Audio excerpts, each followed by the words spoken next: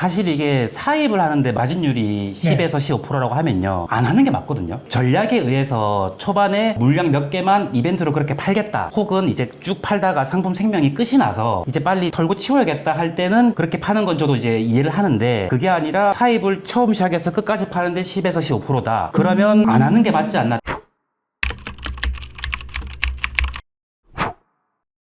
자, 2025년이 마무리되어가는 시기에 오랜만에 셀코님을 또 모셨습니다. 안녕하세요, 셀콘입니다. 네, 요즘 많이 바쁘셨죠? 최근에 네이버 관련 강의도 마무리되었고요. 사무실도 새 단장을 하다 보니까 조금 바쁘게 지냈습니다. 요즘 사입시장은 분위기가 어떤가요? 큰 이슈는 없고요. 아직까지는 다들 이제 10월 초에 연휴가 좀 길었잖아요. 체감상 한 달에 3분의 1 정도가 되다 보니까 구대 매출도 좀 빠지셨죠. 조금, 네, 아무래도 저는 제가 일부러 좀 빠뜨린 게 예. 연휴 때문에 컴플레인 들어올까봐 그쵸. 길게 해놨었어요, 휴일. 사입 쪽도 마찬가지로 연휴가 길다 보니까 좀 빠지긴 빠졌거든요.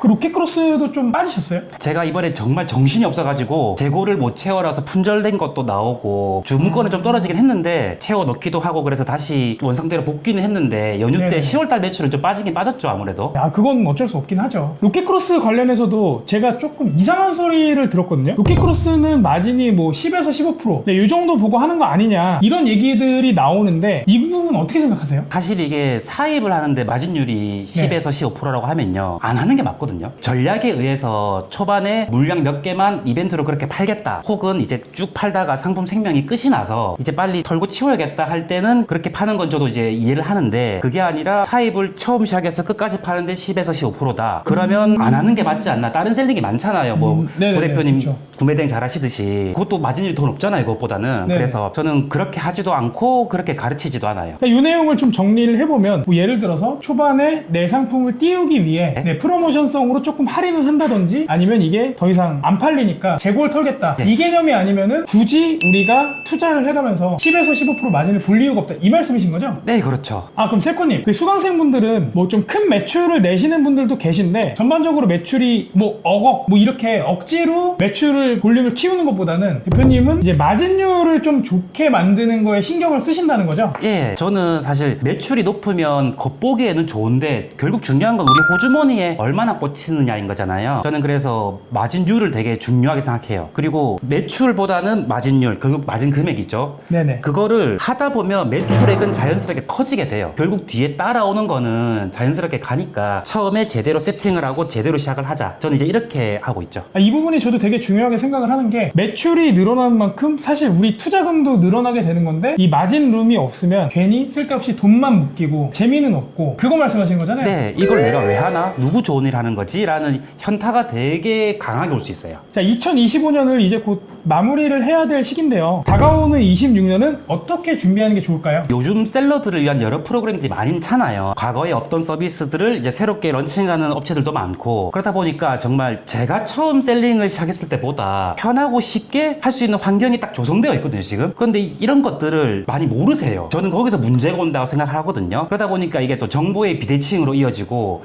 고객과 판매자가 정보의 비대칭으로 우리가 장사를 하는 건데, 판매자들이 정보의 비대칭 안에 갇혀 있으니까 힘들어지는 거예요. 아, 그럼요. 정보의 비대칭, 그 말씀 제가 진짜 공감하는데요. 이게 어려운 것도 아니고 숨어있는 것도 아닌데, 조금만 찾아보시면 되는 건데, 그런 걸 몰라가지고 먼 길을 돌아가시는 분들이 되게 많거든요. 그런 부분들을 셀코님이 수업 때 편하게 쉽게 알려주시는 거잖아요. 네, 저는 강의에서 그런 걸 알려드리는 거죠. 이제 시작하시는 분들이 편하고, 이미 하고 계신 분들은 좀 더 딥하게 들어갈 수 있게 제가 가이드를 해드리는 거죠. 그래서 정말 그로스는 편하고 쉽게 셀링을 할 수 있는 영역이잖아요. 네, 그리고 지금 쿠팡 판매자 가입 제재 이슈가 있는데, 로켓크로스는 사실 그런 쪽이랑은 크게 상관없는 영역이기도 하고, 크로스는 저는 셀러라면 언젠가는 꼭 해야 되는 그런 판매 방식이라고 생각합니다. 물론 뭐 저도 그걸 하고 있고요. 그래서 올해 마지막 크로스 강의에서 기존과는 다르게 좀 바뀐 게 있다고 들었어요. 어떤 거예요? 제가 네이버 사입 강의도 수강생들, 이제 그리고 그로스 수강생들을 보면요, 돈을 버시는 분, 결국 네. 되는 사람과 안 되는 사람의 차이는 결국에는 볼륨을 크게 시작하냐 작게 시작하냐, 그게 문제가 아니라 시작을 했냐 안 했냐로 시작이 되더라고요. 작게 시작하든 크게 시작하든 그거는 각자의 상황에 맞게 시작을 하시는데, 작든